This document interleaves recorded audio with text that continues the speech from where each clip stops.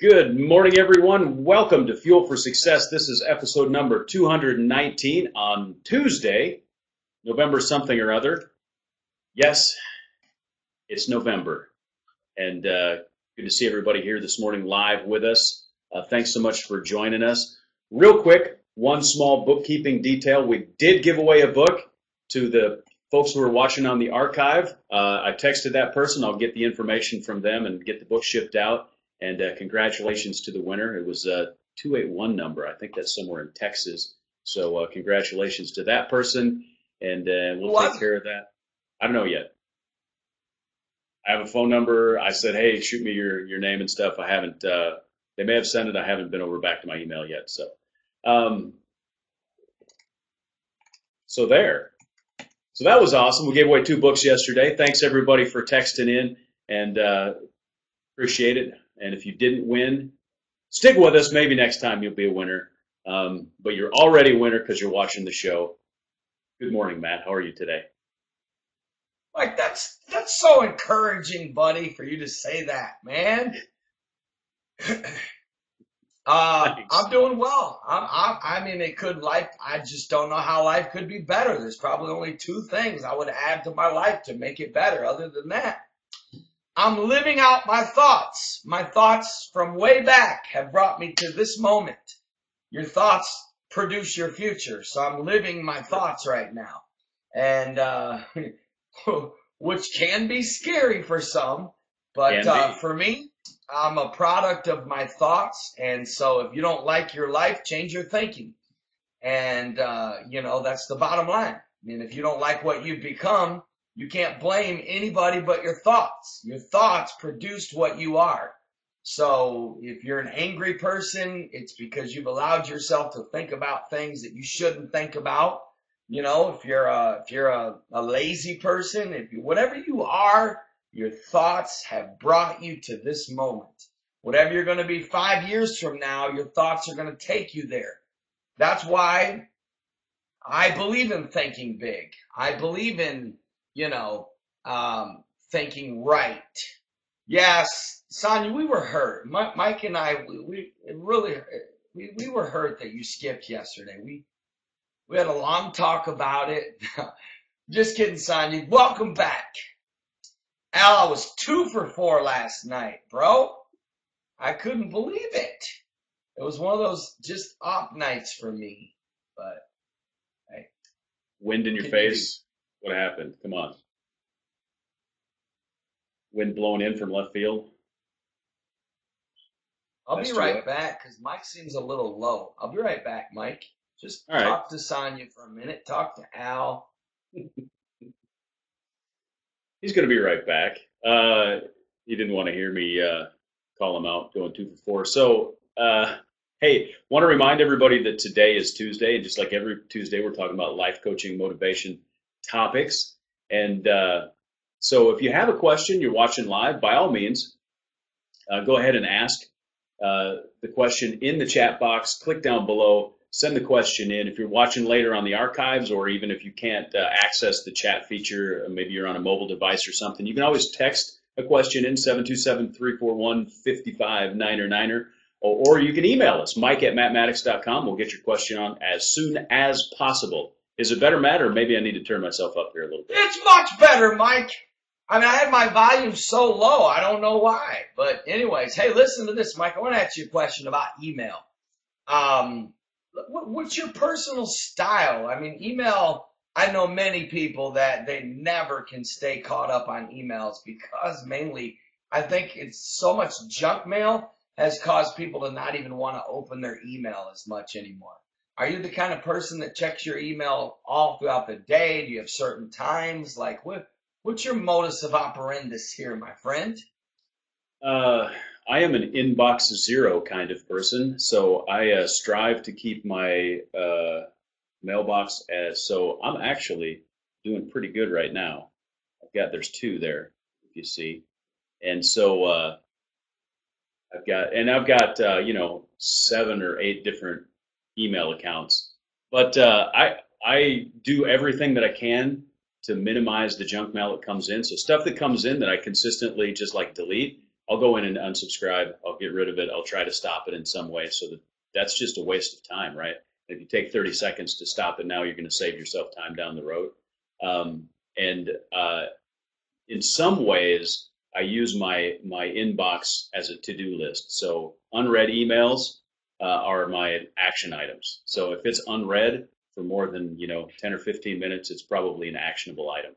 And so I'll leave it there until I execute it, and then I'll mark it as read. So that's kind of the way that I roll with my inboxes. Mike, just so Al's not confused, can you tell him the name of my email address, please? Yeah, Al, it's actually matt@mattmaddox.com. And he uses, we use Gmail sort of, I guess, corporately or whatever for the mattmaddox.com domain. You used to have an AOL account, and it may show up as a secondary email address in some of your social media and so forth. Yeah, well, I do have an AOL account. I just can't delete it because it's too. I mean, I don't use it, but I use it to check it. It's legacy. Because a lot of it's just years of people having my email address, and until I just don't want to miss important emails, so I haven't deleted my account. Plus, I've got a lot of valuable. Anyways, forget it.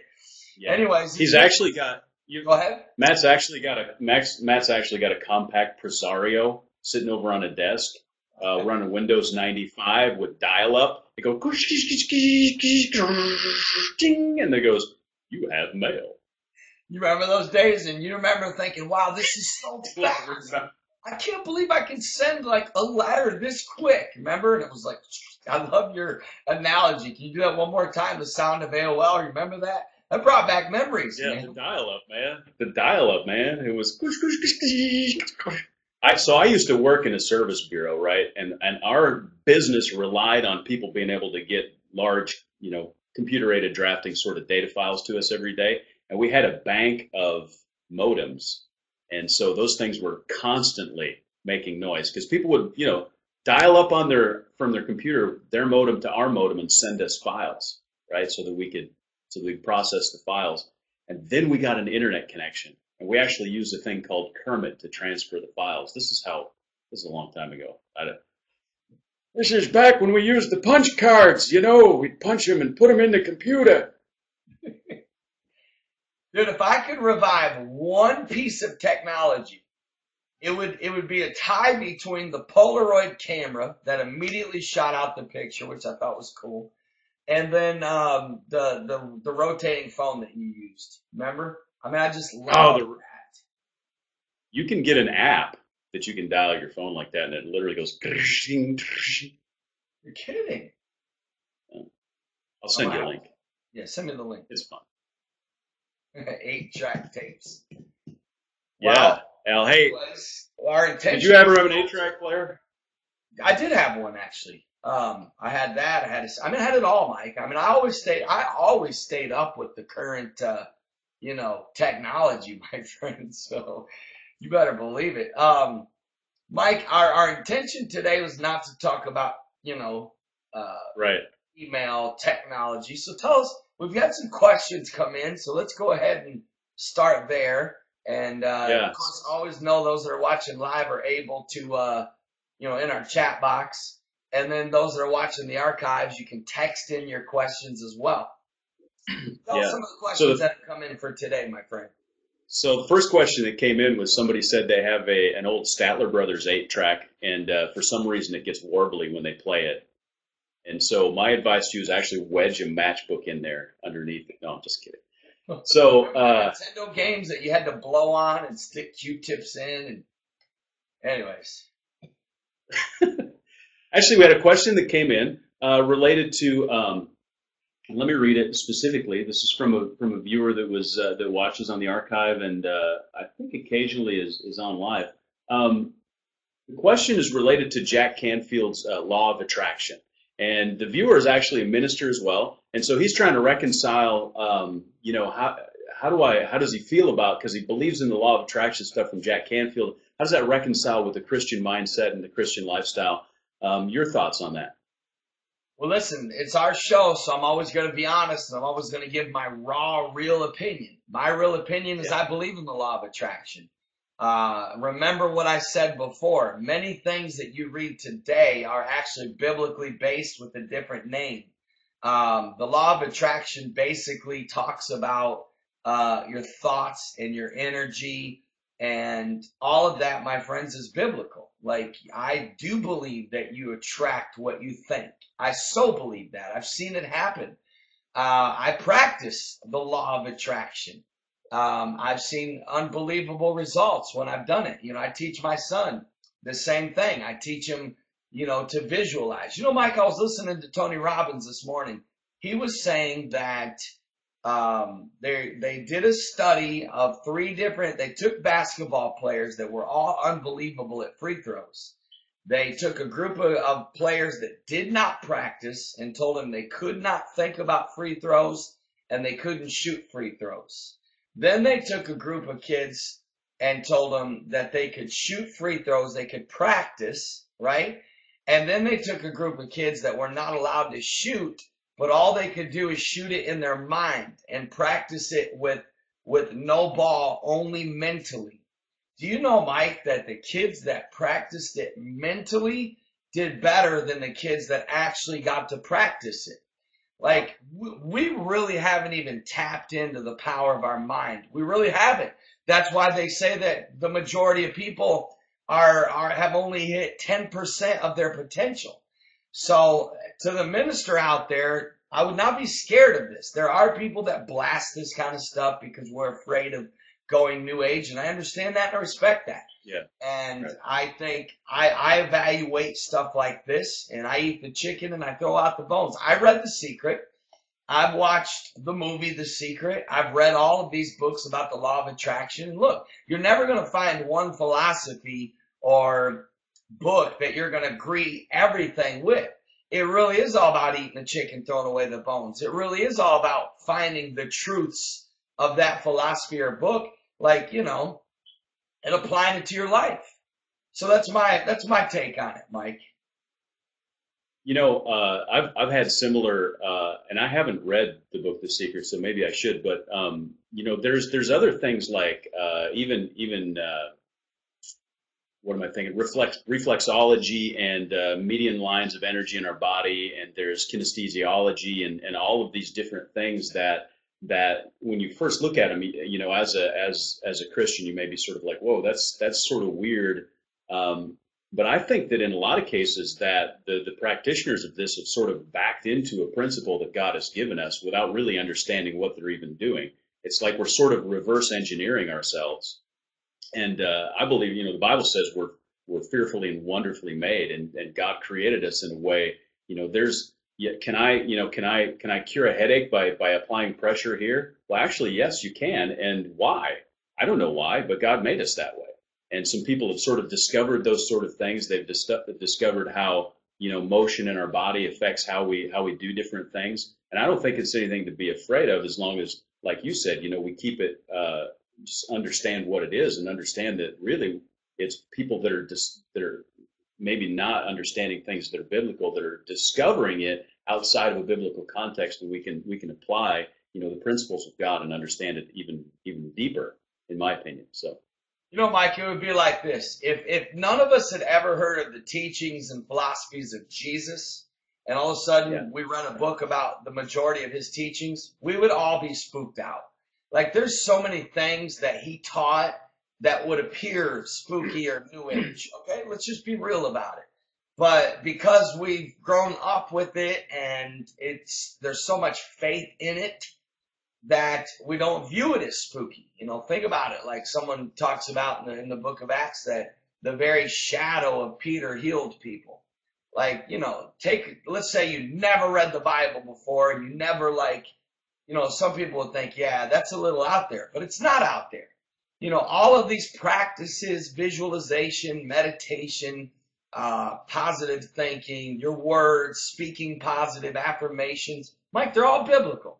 They're all biblical, and people need to use them. And, to me, that's why, like, all these guys, even, one of the most popular books of all times was The Power of Positive Thinking. I mean, 90% of that book is biblically based. He even quotes scriptures in it. you know, but people are like, oh, you're reading the positive power, positive thinking, you know, new age, all that, you know. No, it's actually not. It's actually biblical, you know. Yeah. So that's just spoken out into the Christian community, not to be so, you know, so quick to judge something without being fair enough to like really take a hard look at it and say, hey, you know, some of these things, am I going to agree with everything? No, but some of these are biblically based. And some of these are principles. You know, Mike, there's some things that aren't Bible that are actually principles based on Bible stuff. So is it coming out and saying thee and thou in a certain philosophy or whatever? No, but it's a principle that actually, if you look at that principle, it actually is biblically based, even though it might not come out and be spoken exactly in the Bible like that. But it's still a principle. Right. Yeah, and I like what Tommy said too about the principles. There's God's principles are universal, and his illustration's great. Even if you're Buddhist, you will reap what you sow, and that's the truth. It's a unavoidable principle that God sets forth in His Word, and it's just everybody, you know, applies to everybody. It's like you can't escape gravity either, right? Yeah. Law of cause. Unless you go on one of those unless you go on one of those airplanes that does these things, you know, and you get just a few moments of, we should do that. You ever see that? They have moments of no gravity. Yeah. It's scary. We're doing that. We're doing it. That's all there is to it.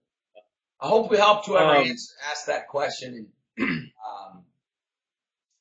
I do. So having said that, I'll come out and say right on our show, I do believe in the law of attraction.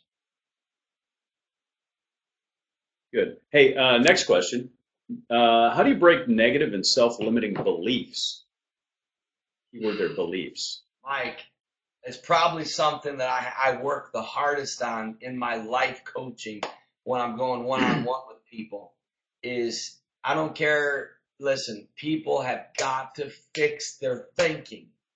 And one of the reasons why people, you know, don't find their dream man or their dream lady, one of the reasons why people don't work their dream job, one of the reasons why people don't start businesses, one of the reasons why people don't lose weight.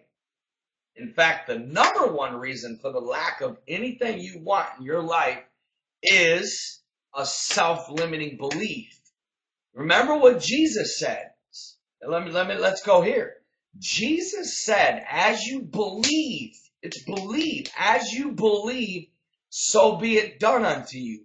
In other words, what's going to happen in your life is going to happen according to your beliefs. We all have a belief system. And unfortunately, Mike, most people grew up with so much negative, self-limiting beliefs where they just don't believe. They don't believe. They believe, literally, people believe in poverty. They believe that tragedy is going to happen to them. They believe that, you know, being broke is going to happen. They believe, you know, so your beliefs are everything, you know. So how does one fix their self-limiting beliefs? You know, Mike, I believe that all change comes through the subconscious. The fastest way to change is through your subconscious mind. So therefore, you know, like Caleb, my son, believe it or not, went into a little slump with his hitting. And the first thing I did was not work more. First thing I did is I started working on his beliefs and his thoughts. And I started playing a baseball affirmation right before he went to bed. Mike, he's hitting better than he's ever hit because he changed his inner beliefs through the subconscious of what he believed about his own performance in hitting. You know, baseball is a game of failure. And if you're not tough here, right, you're not careful, limiting beliefs can develop. Like you literally don't go to the plate believing you're going to hit it. There is a difference. Like those that succeed believe they're going to succeed. Those that become millionaires believe that they're going to be millionaires. Those that are healthy believe. I mean, I don't believe for 1 minute that I'm going to get sick. I just don't believe it. Like it's November, 4th? I don't think I've been sick one time this year. Because a lot of that, of course, the juicing, of course, positive thinking, and of course, you know, taking care of your body. But a lot of it is beliefs. So I would challenge everyone out there to be fierce about fixing self-limiting beliefs. You can, believe it or not, you could actually listen to, Fuel for Success before you go to bed. You can listen to books, audio books. You can listen to the Bible. I listen to the book of Proverbs all the time before I go to sleep. Now, am I capturing every single word that's being spoken? No, because I'm going into a sleep. But my subconscious is. And what you do before you go to sleep and what you do when you wake up has a big deal of how you're going to be able to change your belief system. Mike, I'll be honest with you. I literally attracted girls into my life that would betray me and lie to me because that was a belief system that I had based on my childhood with my mother that I literally had to fix, or it was just going to keep repeating the patterns. I wish we had more time to really dive into this because I so believe that this is one of the reasons why people, keep having bad things happen is because there's a belief there. And Jesus said, as you believe, so be it done unto you. Like, it's all about our belief. There's a lot of, when you talk about the subconscious, and we really talked about the law of attraction, which I understand how that works, and even self-limiting beliefs and all those things, and understand that the way that you think and the way that your mind works there's subtle nuances in everything that you do that you may not even be aware of. And I've got a pretty powerful, to me, it was a pretty powerful illustration. Years ago, I was duck hunting with a friend of mine, and he literally could not, and he used to be a great shot, literally could not hit anything all of a sudden. He went into a slump. It would be like a batting slump in baseball, right? Or a shooting slump in basketball. And he couldn't hit anything. And he had like a mental block. He had this self-limiting belief that all of a sudden now he couldn't hit anything. And so I took his shotgun, and we set like a log off about 20 yards away, just sitting still. And I said, okay, now take aim at that log and shoot it. And he's like, what? And so he did, and boom, and hit it. And I'm like, look, the shotgun works. It hits where you're pointing.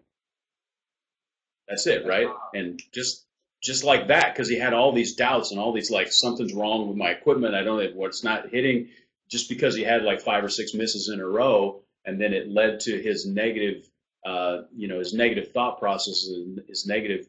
And so there were subtle nuances in the way. I don't know if he was stopping his swing, if he was lifting his head, what he was doing, but he was missing everything.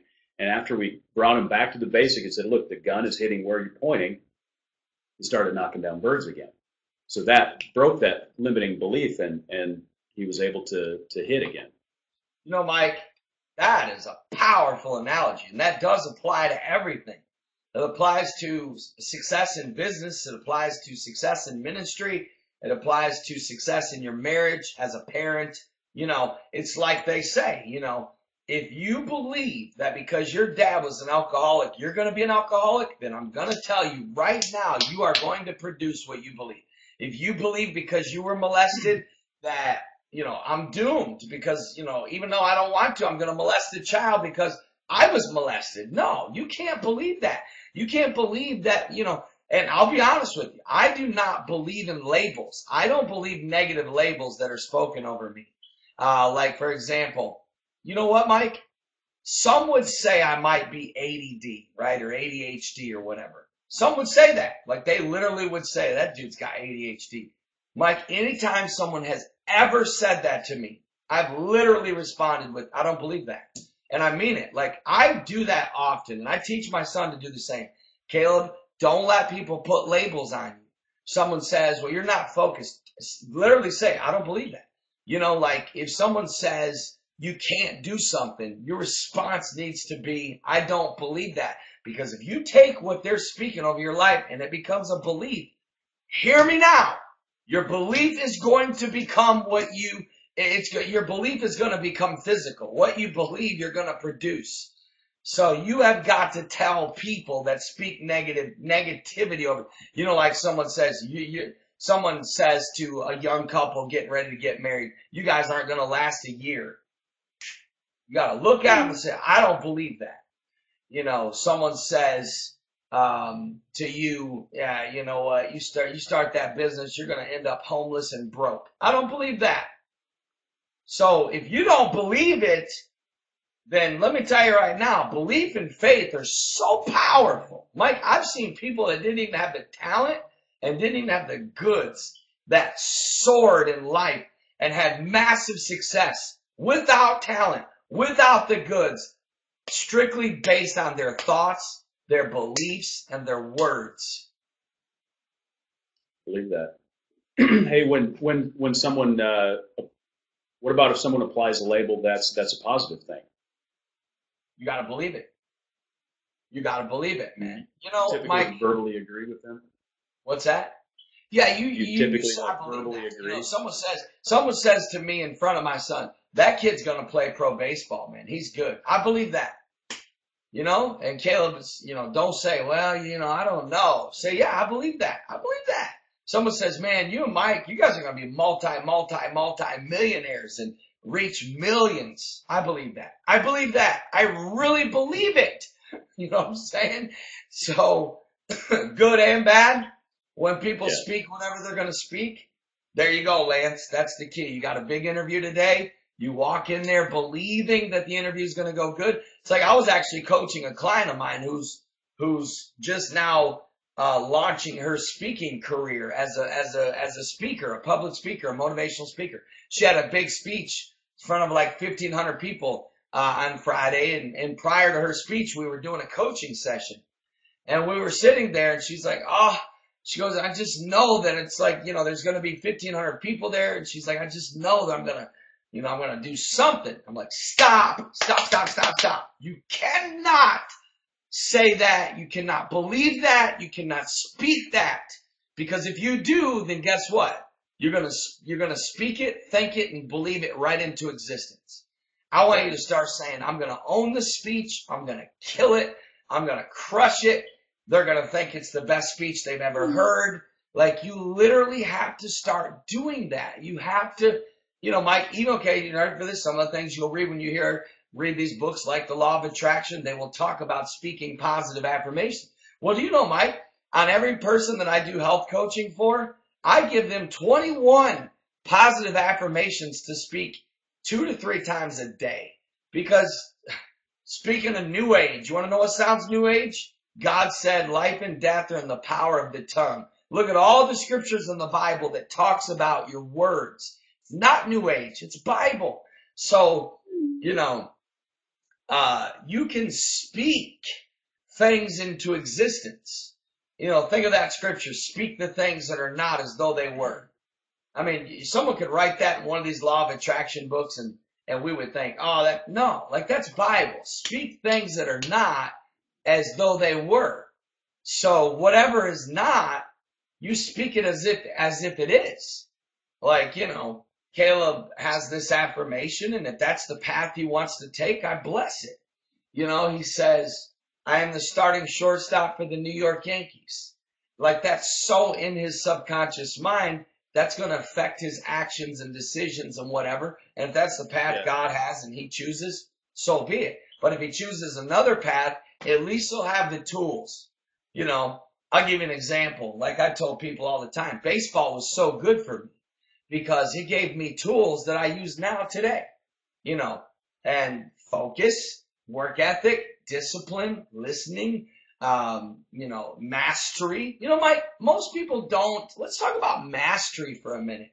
What's your take on why most people never master anything? You know, most people play at an average level in every area of their life. What's your take on that? That's a great question. I think that there's probably a couple of different, you know, personality things that get in the way, and a couple of different reasons. You know, we really live in an age of distraction. A lot of people have a hard time focusing on anything long enough to become a master at it. But I think probably one of the bigger issues is just fear of success, honestly. You know, a lot of people literally have, and I don't know if fear is the right word, but there's almost in our culture, in our society, there's almost this disdain for success, and I don't really understand why it is, but a lot of people I'm not talking about you and I clearly because that isn't the way that we operate, but a lot of people sort of have a negative outlook on the successful people. Yeah. As soon as somebody gets successful, they're like, oh well, blah blah blah, and He's and greedy. so and We assume anybody that has money, they're greedy. Oh, he's loaded. He's stingy. And because someone is conservative, we label them as greedy. When in reality, most of the wealthy people I know are unbelievable. They're kind. They're givers. They share. They're good, morally clean people. Of course, there's always going to be a few scumbags, but I know a lot of scumbag poor people too. You know what I'm saying? Let me throw in a thought. Unless were you going to say something else, my friend? On something else, but go ahead. I just want to a quick 30 seconds on mastery. Most people don't master anything in life. Like most people don't get to the place where they could get into the Hall of Fame. You should want to get into the Hall, even if there's not even a Hall of Fame, like a legit Hall of Fame. Like, you got the Country Music Hall of Fame. You got Sports Hall of Fame. Listen, let's pretend like whatever your craft is, whatever your genius is, whatever your skills, your strengths, your calling, your purpose, go for the Hall of Fame. Go for mastery. Literally get to the place where you're in every person's mind and conversation of being the best in the world. That's really mastery. Think about it. Bruce Lee died when he was 36, right? This was before Twitter and Instagram and YouTube and Google, and even to this day, people follow him because he mastered. Now, you ready for this? In my opinion, the key to mastery is the ability to say no to everything that is good besides that one thing. And most people can't do that. And I've actually taught my son this principle. I said, Caleb, there's a lot of things you can do. But if you really want to play this game right here, you've got to master it. And the only way to master it is through intense laser focus, saying goodbye and no to everything else that is good. A lot of people are good at 2 or 3 things, but they're not world-class, unbelievable, expert level, excellent, jaw-dropping, unbelievable in one area. And because of this, there's no mastery. People pay for mastery stuff. Think about it, man. The amount of success that you could have if you chose one thing and mastered it, and it doesn't matter what it is. If you mastered it, the Bible says this, and very few people have never given consideration to this. It's sounding like our business show right now. Bible says a man's gift will make room for him. You ready for this? And will bring him before kings. Think about it. Right. Your gift will actually bring you before kings. The reason why most people don't get before kings is because most people in life spend the majority of their time on their weaknesses. Like, the real secret is to take your one strength, whatever that strength is, whatever that gift is, and master that gift and focus all of your energy onto becoming the best in the universe with what your gift is. That's my take on mastery. That's good. That's great advice. And I like what you said about saying no to everything else. That implies a focus that most people aren't willing to do, and that's why they don't achieve mastery in whatever their area that they're pursuing is. Good stuff. And I like what Melody said. You got to want it more than anything else. Most people, Mike, they want it here, but they don't. It's almost like there's a difference between fantasy and someone saying, "Oh yeah, I'm gonna." If you're at your actions and your actions have got to be there. It's got to be something that you can't just say, "Oh, I'm gonna be an astronaut," or "I'm gonna be the next Donald Trump," or "I'm gonna be the next Oprah." You know what? Yeah. You've got to if you're gonna be the next Oprah, you've got to find out every action she took. You've got to do it to the T, better and bigger. And most people don't do that, Mike. That's what the law of cause and effect is. It's if you want what successful people have, you have to do what successful people do, and that's the bottom line. It's like what Dave Ramsey said. To get what no one else has, you have to do what no one else is doing. And that's what separates the masters from the amateurs, the experts from the, what's a word opposite of expert? What would that be? Well, it would be amateur, but or novice perhaps. Mike, people, can I just say that one more thing? I know we're a little over time. One more quick thing. Sure, many times we'll hashtag going pro. I've had people, probably 5 emails, people negative. I can't believe you would, you're not supposed to go pro. You're not a professional. And I'm like, what? Like, what? The going pro is actually a mentality. It's saying, I'm not, and you ready for this? It's a biblical mentality. Think about it. Jesus said, whatever your hand finds to do, you do it with all your might. Like, you dishonor God when you play average. You act, okay, you ready for this? You want me to go spiritual on you, my friends? To all you critics out there, you're actually dishonoring God when you don't go pro.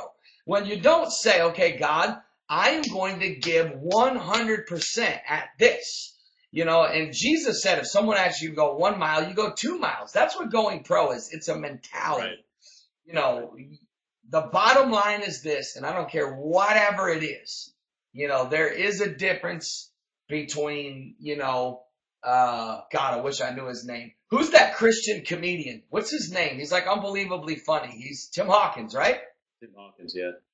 Yeah. People pay for that. I don't know if me and Mike went on a comedy tour, how much money we could raise. I don't know. Probably not so much. Probably not. But I can tell you this, nobody on earth, in my opinion, can beat us in doing mission trips. There's that. And there's many other things. I was just going to mention the Christmas album. We'd probably make more on our comedy tour than our Christmas album. But we'll see. You know what, buddy? Here's the deal. That Christmas CD would be funny, and it would be ridiculously embarrassing. You know what it would be like? Once something goes on the internet, unless the person that puts it up is nice, it's never coming down. That means our great-great-grandkids, when we're long gone, are going to be sitting there thinking, you got to be kidding me. Like, they really did this? I'm blown away. I'm shocked. Yeah. Mike, they're wanting to know when we're going to reveal our upcoming business that we're launching. When are we going to actually reveal it? Hopefully next week. Oh. All right, Mike, you were going to say something. I went off on a rant. I'm over 7 minutes. I deserve to sleep on the floor for 2 weeks. What were you going to say, my friend? I don't have any idea. I don't remember. It's okay. It was all good, man. What do you want to master in life? What do I want to master in life? You want to be like, what do you want to master? If you had to pick one thing. I mean, I know great husband, great dad. Let's lay that aside. Gifting wise, what do you want to master? I would like to master. It's a little vague, but business principles. Good. Okay, I like it. You want to be the master. You want to be the guy that people fly from Japan. You want to be like the Dalai Lama of business. Is that what I'm hearing? You want to be the... Yeah, pretty much. Okay, I like it. I like it. That's good. And you, what would you like to master? I want to be the master of motivation. I literally, 500 years from now, if Jesus tarries, I want there to be people saying, dude, nobody did it like Matt Maddox. That sucker was so motivational, but it's going to take me a while to get there. It takes time to become a master. Right. It's true. All right, good. Well, great show today, my friend. We need to master trying to do a 30-minute show. I can tell you that. We're a little off base here, my friend. Yeah, definitely. We should shoot for 20, then we'll do well. All right, guys. Thanks so much. We love you. Go rock the world, shake the world, turn it upside down. Show up. Introduce yourself. Come on, baby. No more playing average. Master something. Become world-class, famous, execute. Get it done. We love you, Mike. God bless. We'll see y'all tomorrow morning at 9:30 Eastern Standard Time. Enjoy your day, my friends. God bless you. I'll see you tomorrow.